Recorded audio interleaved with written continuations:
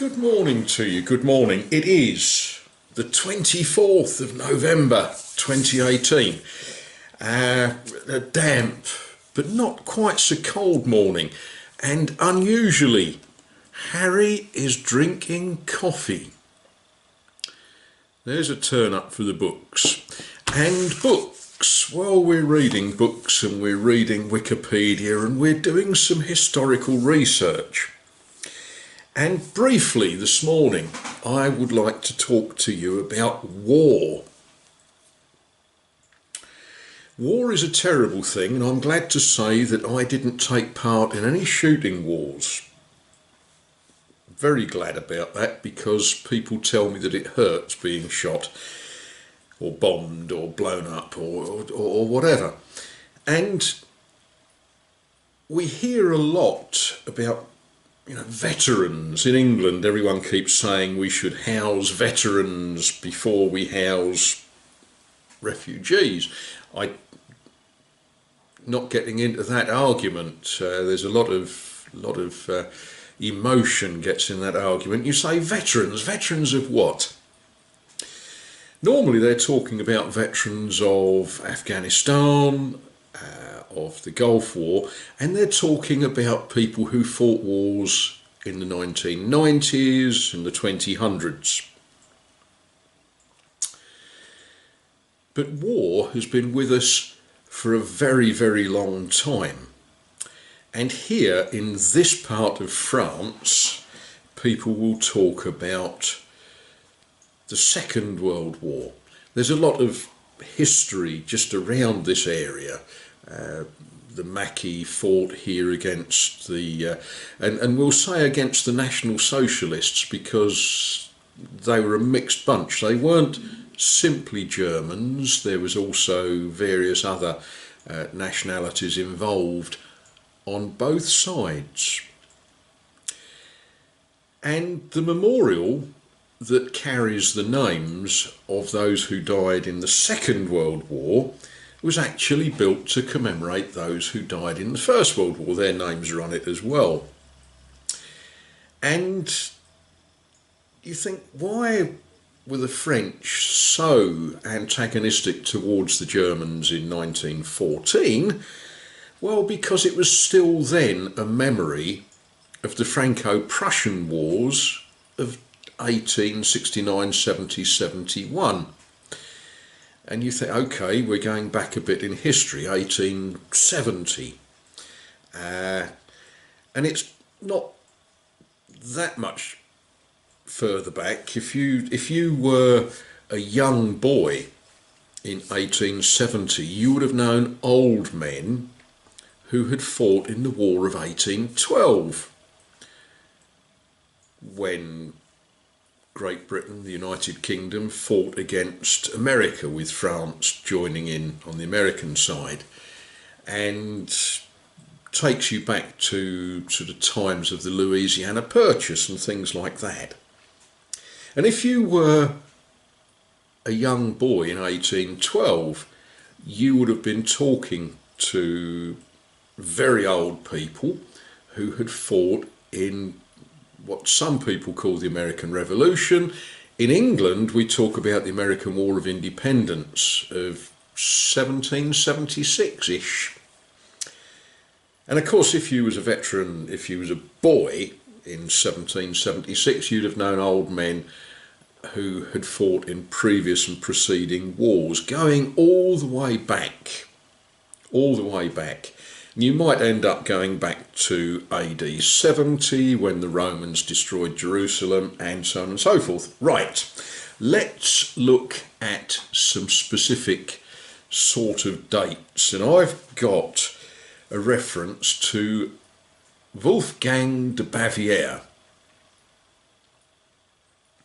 Now, Wolfgang was also known as the Duc de Deux Ponts, the Duke of Two Towns, and the Duchy of Neuburg.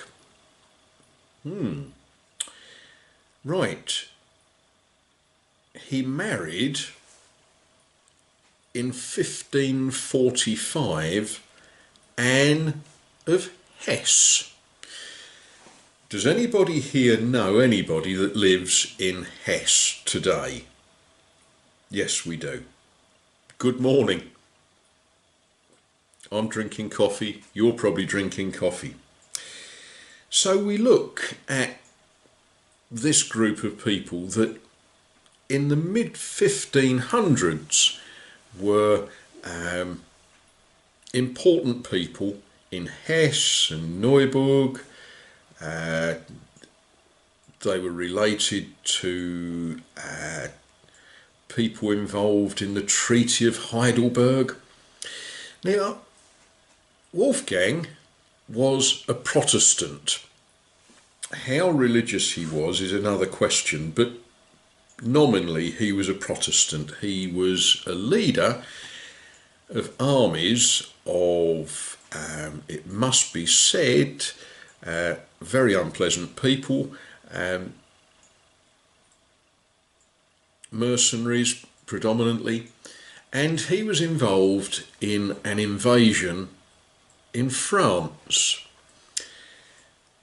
And it is recorded that his armies went to Mézières-en-Brenne, where they chopped all the heads off all the saints round the doorway of the church.